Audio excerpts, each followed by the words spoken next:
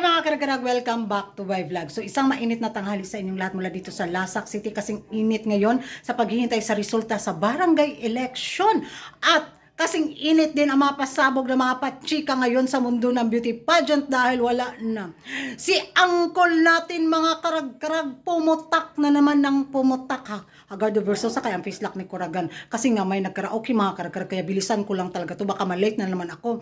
So ngayon kalat na kalat sa social media mga karag-karag itong paano nga ni uncle na magbibigay kiba na after tawagin bitaw yung mga naligwak na mga kandidata na kung makikita ba daw si Nikki sa sa picture. Kasi nga daw mga karag-karag, umalis daw si Nikki.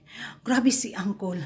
Ang magiging reaction ko nito ha, gagamitin na naman niya ang pins para mapag-usapan na naman ang MJ. Kasi natabunan, di ba? After ng coronation nila, tapos nagpapageant din ang Miss International.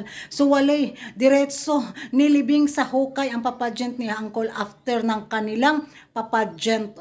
Ngayon, ang isang paraan nito para mapag-usapan siya ulit is gagamitin niya si Nikki.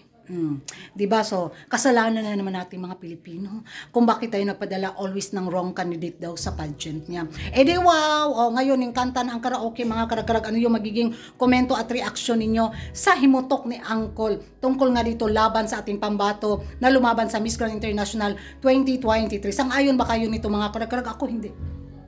Gigil ako sa kanya. Diha na mo kay high blood election para may resulta sa election na ambot na lang.